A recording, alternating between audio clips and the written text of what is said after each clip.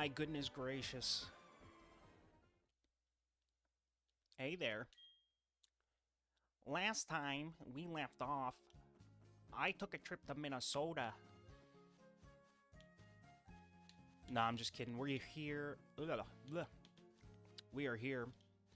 We are back in Pokemon Soul Silver, and I am hesitant to go through with any forward motions because I've got a bit of a problem. I know we just took out Bugsy so expertly and unequivocally brilliantly that there's no way we can't progress. But, we got a rival battle coming up. And based on our team spread, we don't have anything equipped to take out a Bayleef with Synthesis. Now, that may not seem too much to handle, but David gets absolutely rocked by Razorleaf and doesn't have, like, Ice Fang or anything like that. Pete will do good, but Bayleef is a tanky Pokemon. So I'm going to assume my one Thunder Shock that I'm going to probably be able to get off on it is only going to do, like, maybe 2 damage. Bayleef and Electric-type moves don't really go together well for the Electric-type Pokemon. It goes really good for Bayleef. It doesn't go good for the Electric-type Pokemon, and I know this from experience because the last time I played Soul Silver with Flaffy on my team, Flaffy died hardcore to said Bayleef, because I always choose Totodile. Come on. Come on. But maybe Letty's Man could pull it off again. We know Destiny is part water type, so there's not that she's taking him on. Especially not at level 6. So it would really come down to Pete and Letty's Man for this battle. And we know Pete's already losing. So it'd be essentially a Letty's Man versus a Bayleef. And with Synthesis, Letty's Man's not doing enough damage to take it out before it takes Letty's Man out. It's only level 18.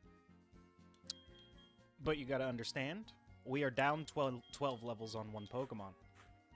So I think this episode is going to be some mundane training of our girl, Destiny. We're taking her right over here to just a Hoppip. Oh, those things are cute. Check out my banner on YouTube, by the way. I took that in Scarlet and Violet. They are surrounding me like a cult. I've run into like 14 of those little, Hoppip. Oh, look, see, we're getting a taste of what's about to happen in that rival battle.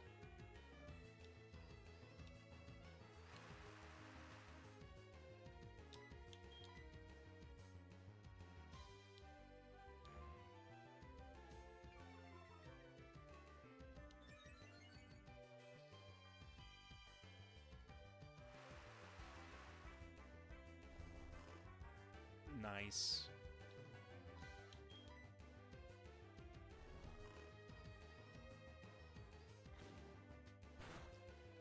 So yeah, this episode's pretty much just gonna be some mundane training. We're not gonna do much, but we're not gonna do too little. We're gonna sit and have a talk, sit and have a little chat, and I think I've decided, what I'm gonna do with training time. I think training time will probably be incorporated into whenever I do a Sunday special. So, like, if I ever decide to do, like, a little Nintendo mashup like I did before with my Switch 2, called it Sunday Special, just played a bunch of different games, throw snippets of training time in that, so it's all connected to the other, the other videos on my channel. It's not just one random standalone. I do love me some Nintendo over here. So I definitely want to play more. I just spent, it's summertime here, out in the old country, and sorry, wow, still getting over being sick. I got a lot of throat clearing, and I didn't have any ASMR coffee sips for you today. I'm sorry about that. It's been a while. It's gonna be a while. I am on a little bit of a detox break, I guess if you could call it a detox. I'm not like, I don't have any actual like toxins, just, you know, been drinking coffee for a while, like to flush it out of the system. Same with like all the sugar and just, you know, a month of purge, just get everything but, you know, water, veggies, clean meat. That's about it. Just try to eat as healthy as possible for a month.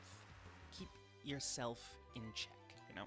You only have to do it 1 month to maintain, like, a good, you know, healthy body. Make sure everything's out, flush it out, start again.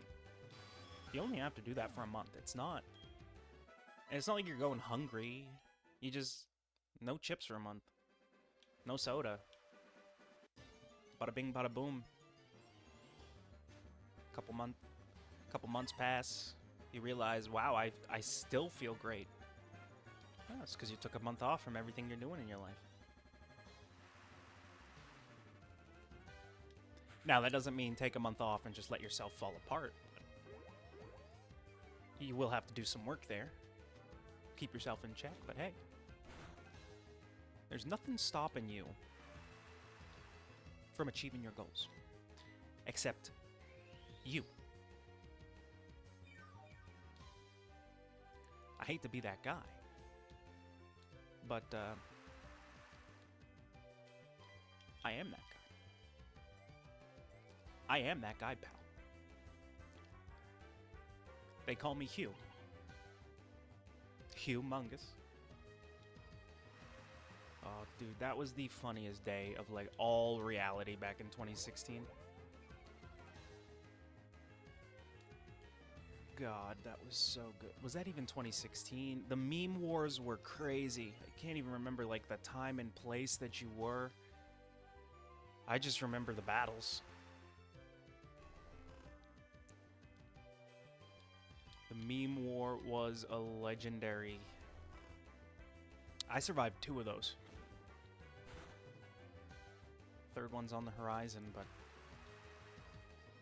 it's not looking like it's gonna be big. We need another global meme conflict, another meme-tastrophe to correct the internet once and for all. Just make it.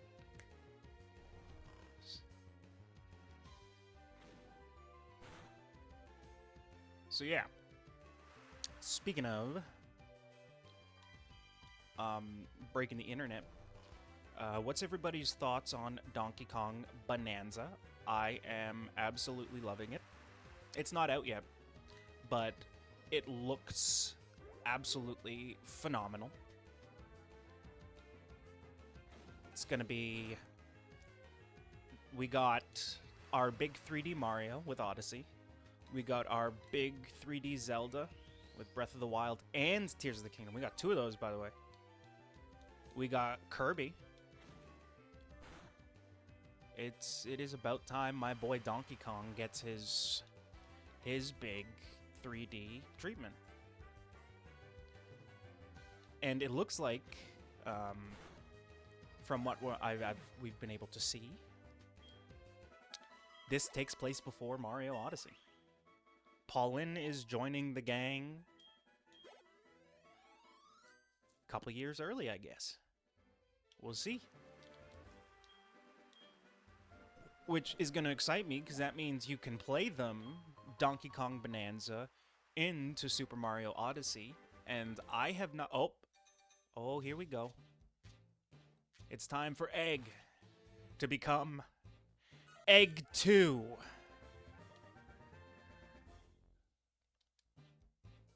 Yes, we will. We probably won't keep Togepi on the team, because one of my standards is I use Togekiss hardcore. I'm a Diamond and Pearl stan. We've been over that a million times. So Togekiss, definitely one of the favorites, especially for an OG like Togepi. But I always use one, so that one is probably one that will come off the team.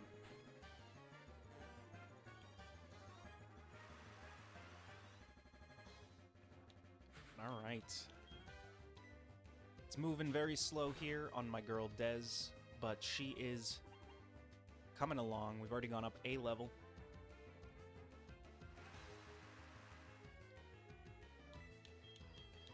But yeah, back to Donkey Kong Bonanza. I think people are going to make some astronomically egregious stuff in that, like that little, like 3D model mode that it has. If you didn't see the direct on it, there's literally like a place where you're going to be able to go in and sculpt out like 3D models and just like make art and stuff. It's going to be really cool. Like people are going to make some cool stuff, some absolutely insane works of art in that, guaranteed. But I also know that people are going to delve into the deepest, darkest parts of their brain and make the most borderline criminal things you'll ever see in a video game.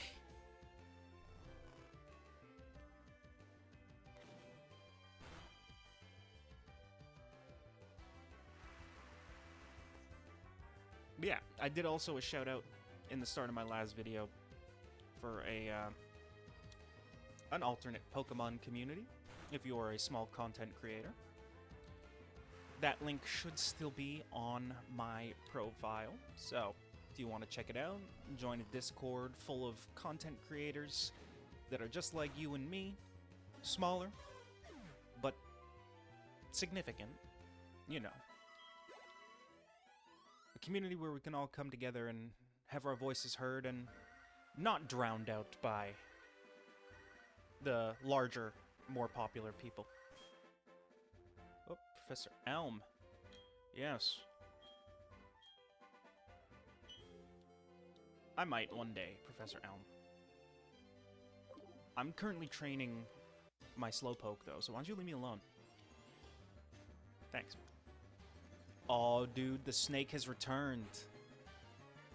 One night stand at the ECW Arena. Ekans versus Destiny. Let's get into it. This is what we live for, ladies and gentlemen. This is the main event. I've been slowly working on my commentary for that. I'm trying to be... I know there's a lot of, like, weird cadence things that I have, but that's because I have ADHD, and I'm having 47,000 thoughts in my head at any given moment. That's why I like to just randomly switch topics. That's why I talk fast. That's why I'm high energy sometimes, low energy other times.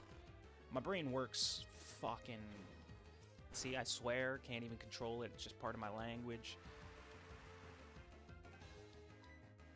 Like, I'm also from... You gotta understand, I'm from Boston.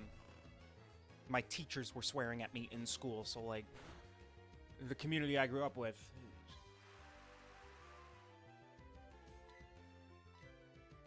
If you ever hear the words, watch your mouth, it's because you were probably being racist. You weren't swearing. You were probably saying something you shouldn't have been saying to people that didn't deserve it. Like, Boston's not the kind of place where people tell you to shut your mouth just for swearing. It's the kind of place where they tell you to shut your mouth when you're being absolutely disrespectful and egregious to someone that has done nothing wrong to you.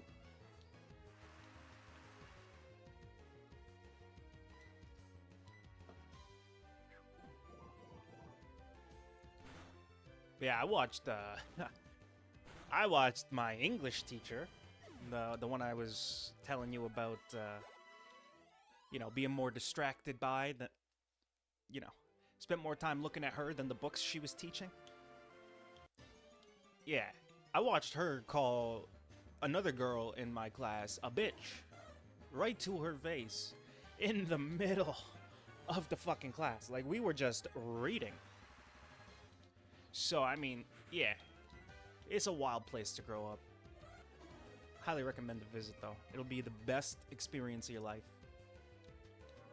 A trip through Boston. Ooh.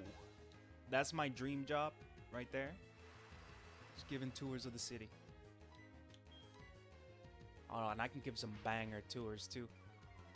I'd take you around the whole state. It wouldn't just be like... I'd be like, all right, we're going to hop in a bus. This is our first stop. It'd be a 3-day tour. It'd be like, all right. The city's one day. Cape Cod, Plymouth, all that is another day. Oh, we'd be going. There's so many places in Massachusetts that it would take you, like, if you wanted to do a historical tour of Massachusetts and see, like, everything that made Massachusetts Massachusetts and everything that Massachusetts has contributed to the United States of America as a whole, if you wanted to do like a hit every stop, see everything, you'd have to do it over the course of like a month. There is so much history in such a small portion.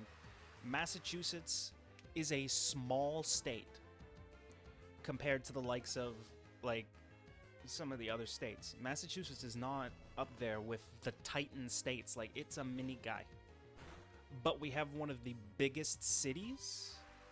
Like, it's a capital city. That's how big it is. And literally more sports championships than any other team can count. And that's just the sports. So if you want to see everything in Boston, you're gonna be there a fucking long time. But I will say this. One of the coolest features that Boston has is when you go into the city, you'll notice random streets. There's just this... It's two types of brick, you know? But it's paved in a way that when you're looking at the ground, okay, that clearly means something. But it's all in a line that follows like sidewalks and certain routes. It's this massive network of gray and red bricks that look like kind of like a subway network.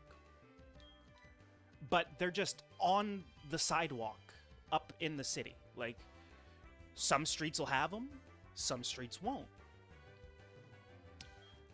And that, ladies and gentlemen, is the Freedom Trail.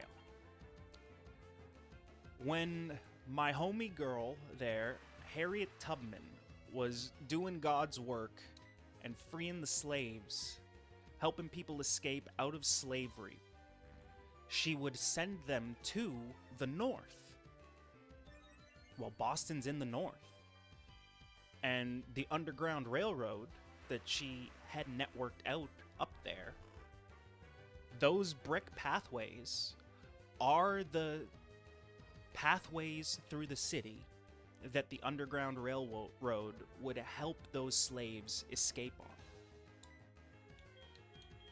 So, 200 years later, we're still paying tribute to her work by telling you the exact route that these people had to take through the city to get their freedom. And those trails go through the city. So that's a nice little touch of history for you right there. And that's just something on the sidewalk. That's how deep the history of Boston goes. And remember, the Freedom Trail and stuff, that's the 1800s. There's still the 16 and 1700s worth of history in that city. And then, everything since then till now. Boston is literally the cultural melting pot of the United States.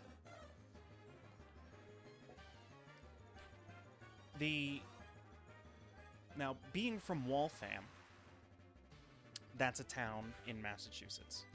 It literally goes Waltham, Newton, Watertown, Boston. I grew up 4 towns away. Now, these are big towns, but the path you have to take there, you can crush in a 20-minute bus ride. In 20 minutes, you can get from my hometown into the heart of the city of Boston. No questions asked. But if you drive in, you'll be on the road for over an hour. Logistical thinking. I heard a rumor that the United States doesn't have very good infrastructure. Yeah, not for driving, because there's so many people. But for public transit, the only time there's an issue is when there's an issue with the public transit itself, not the route, not the infrastructure to get around it. Whenever there's a problem with Boston public transit, it's because somebody like jumped into the tracks, or a train, like someone like was working in the tunnels and forgot to clear the tracks, so the train hit it and derailed. Like, a police incident will stop public transit, but time? Nah. In 40 minutes, I can get from a probably 2-hour drive away from Boston back into Boston. Like, get in my car, drive 2 hours away from the city, hop on a train, in 40 minutes, I'm back. How the fuck does that work if we have no infrastructure? So yeah, I got a little bit mad about that, especially since my grandfather was a railman. He worked on trains all over the world.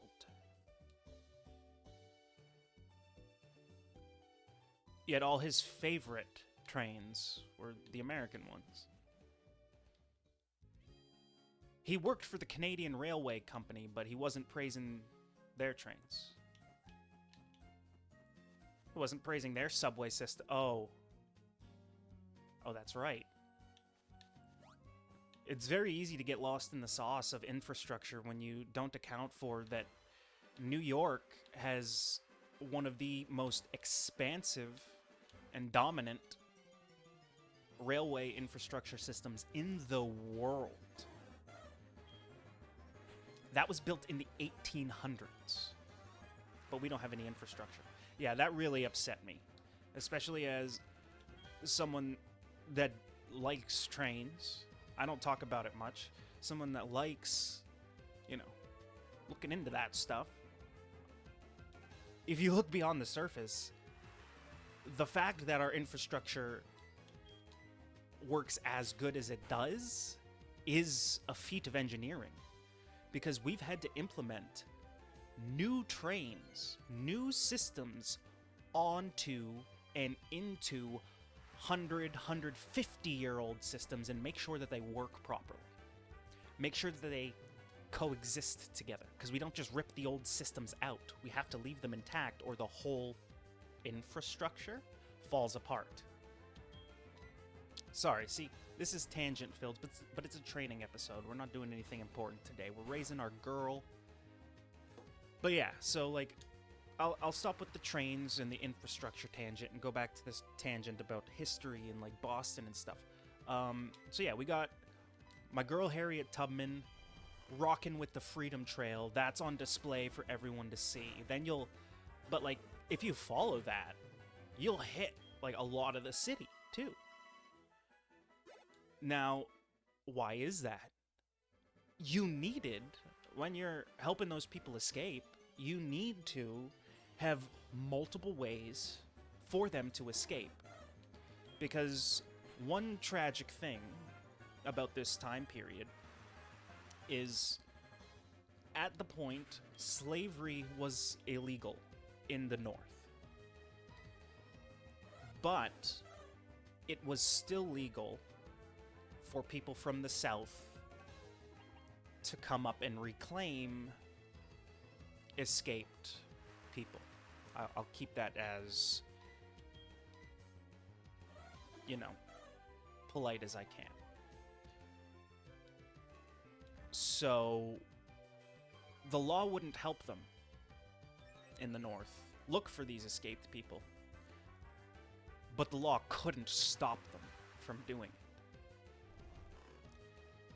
So you need more escape routes than just one. You need a vast network of places to go to help these people actually get the freedom that they deserve. And you can see how expansive and massive this network was just by walking through Boston.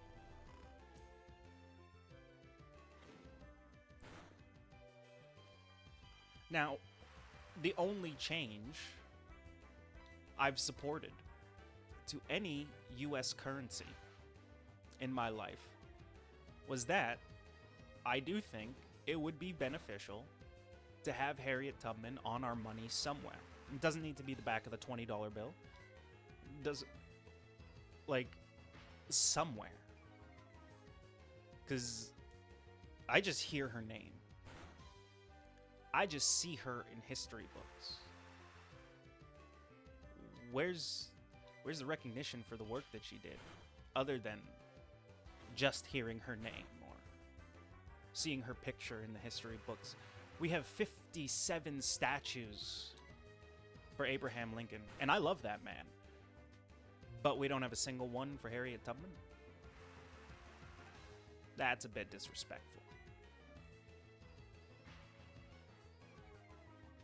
Because, if we're being honest, Harriet Tubman made freedom a reality for those people before Abraham Lincoln did.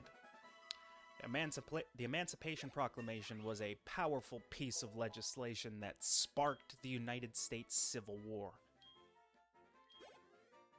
But Harriet Tubman was acting first, so she can at least get a statue, right? We can at least... Lincoln's on the penny and the $5 bill. We can put her on one of those, right? Washington's on the quarter and the $1 bill. We can put her on one of those, right? Benjamin Franklin was not even a president of the United States, but he's on the $100 bill. We could put our boy George Washington on the 100 for being the first and open up the 1 for another historical figure that's as important. Right? But no. Instead, we're going to have 2 Georges, 2 Hamiltons, 57 Lincolns. Franklin, for some reason, yeah, he didn't discover electricity, but he discovered the ability to utilize it as a power source. The fact that it could travel to point A to point B on a wire, yeah, that was all him. Without that kite, we never figured that out. I mean, we would have, but, like, it would have taken probably a lot longer. And then, weird how he immediately discovers it. We utilize electricity, and now I'm playing Pokemon. I am sitting here with the ability to play Pokemon for you because of Ben Franklin and his achievements. And my boy's a bit twisted, though. Did you hear about the thing they found, like, in his house in England? My boy was... So, there is a reason Benjamin Franklin is respected as a president, even though he never was. Because he was a diplomat. He is one of the forefathers of the United States. At the time that he... Sorry for the history lesson day, but I love this stuff. Franklin was... I guess you would call him a scientist, an inventor. He's a lot like Leonardo da Vinci. He was a jack of all trades, but master of none, except personality. Benjamin Franklin had the personality of a absolute playboy. And we're talking woman upon woman upon woman in multiple countries saying, hey, Big Ben, come take a trip over here. So he was literally a playboy with the abilities of a super nerd, like super nerds in Pokemon, like knows everything, can do maybe not a master, but just a little bit of, yeah, I'm playing football, but I'm also over here dissecting cadavers and, picking up where Da Vinci left off on the, understanding of the human body. So, a few years ago, I think it was like maybe before COVID, or sorry, the pandemic. Maybe before the pandemic or after the pandemic. Actually, it might have been during too. But, of course, as a diplomat, Benjamin Franklin would travel between the French, France. They were our first ally, by the way. So when I see, whether you agree with them or not, the current president of the United States, to avoid any spike in the algorithm that might come from mentioning his name, and the current, because I'm trying to avoid politics here, and the current, I think it's the president of France, without mentioning his name, to see them standing closer together than former leaders is a good sign for me. Because when we were at war with the British 250 years ago, there was another red, white, and blue that was standing right by our side. Vive la France. Now, so to see 250 years later that relationship getting repaired, better. Now it's touch and go. For every ounce of progress we make, we do take a couple steps back, but we're actually talking now, rather than just spitting at each other from across the world. That makes a difference. And when that's like your first friend in the room, and you're repairing that, even if it's just a little bit, yeah, that's good. That's a good thing.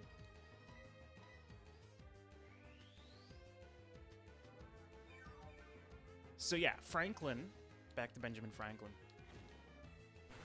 he would travel and he would speak to the French with us because they're our ally. And then he would travel to England and talk to the British as a diplomat, because they may have not liked it, but they did treat us with the respect of a nation. Surprisingly, if that makes any sense. Yes, we owned us, but they respected the fact that we were a group sending a diplomat to them. So the English didn't immediately just start executing people. It wasn't until we actually went to war with them that execution was a fear, because it is the 1700s. No matter how brazen people are, it's still an era of chivalry and respect.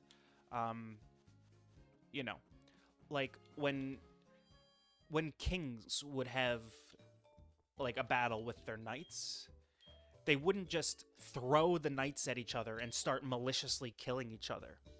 No, they would stand across from each other on a field, and the kings would go meet each other. Literally talk to each other before the battle begins, and offering last little bits of negotiations, last little bits of, all right, do we really got to do this? And then if the answer is still yes, then they go back and get another 20 minutes of just rallying their troops and talking shit before they even run at each other. See, in this time period, there was rules and respect to war. Then the first shot gets fired and the rules and respect go out the window. But we still don't know who did that, by the way. We don't know. Battle of Lexington and Concord, we don't know who fired that shot to this day. I think we might have found the bullet, though, because it was one random bullet close enough by that they would have heard the shot but didn't hit anything. Was kind of fired into the ground. Yeah. The shot heard around the world may have just been an intentional miss from a random that just wanted to see things pop off. And that is an insane idea, because then that means that guy just because he wanted to see someone fight, that bullet created the United States of America. And if we don't know who that guy is... Huh? Could you imagine being him? Like, oh my god, what have I done? And then imagine, like, if we did find out who it was, and we go back, imagine bringing him to the future. Being like, and showing him what happened.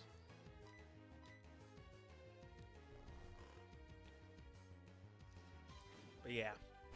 Sorry for the weird historical tangents, the weird references, the weird, you know. When talking about this kind of stuff and keeping politics out of it, it does get it difficult. So if it seems like I'm dancing around saying specific things, I am. Because this is not a political channel. I am not a politician. I am here not to give you political takes. So if I'm referencing something that has politics today, I'm going to dance around it because there's other creators you can go to for opinions on that. There's other creators on this platform you can go to agree or disagree with. I'm not here to give you a political opinion. I'm here to give you my historical understanding. So that's why it has to do more with the past than what's happening now, because the only thing that matters in the world right now to us on this channel is the world of Pokemon.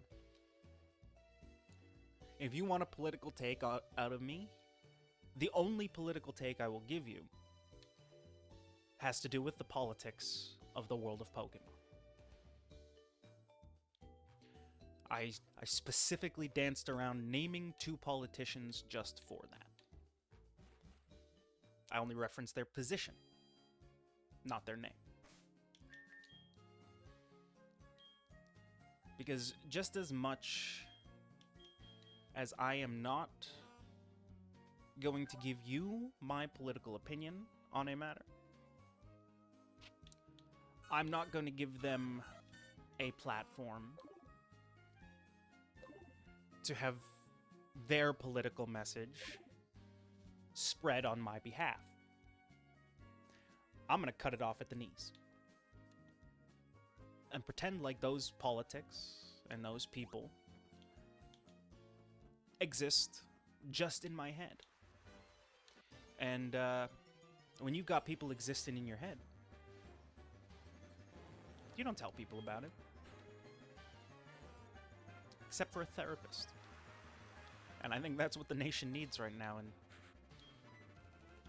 I'll therapeutically throw down with some Pokemon. How about that? Come here to escape the reality of politics. Come here to escape the reality of the world around you. That is what this is for. I'll give you a history lesson, not a lecture. I'll give you a hug, not a trap. Speaking of traps, though, I am wrapped into this battle, so...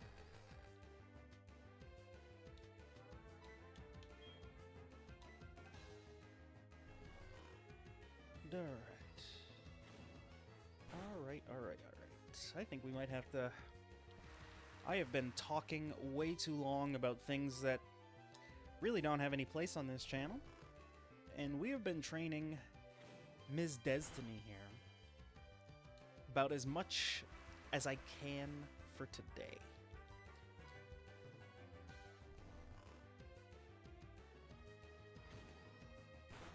She has come a long way from level 6.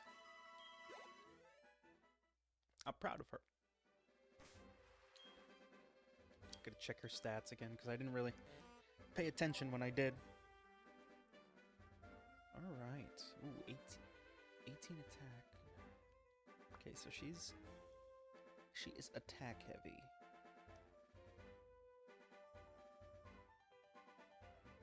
Oh no. She's attack heavy and defense heavy. So we're gonna want to... Yeah, it'll probably be a slow, bro. It'll probably be a slow, bro.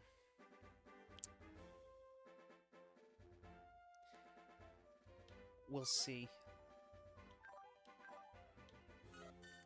Then we got Egg 2. I don't even think we're... June 22nd, 2000. You're doing it again. You're doing it again. Wait, what the fuck? What is happening here? Quirky Nature, June 16th, 2025. Mr. Pokemon Egg received June 22nd, 2000. It took 25 years for the egg to hatch?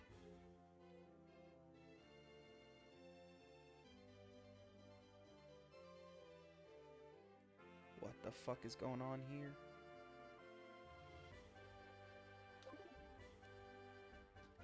That's it. That's it. Someone's fucking with the timeline again. Looks like we're gonna have to go to Sinnoh after this. God damn it. But alright, everybody. After draining your mental stamina with all my talking and trivia and trivializations, it's time to do the thing. The thing where we save our game, you go drink your water, eat your food, and take care of yourselves. And then I see you in the next one. How about that? Bye-bye.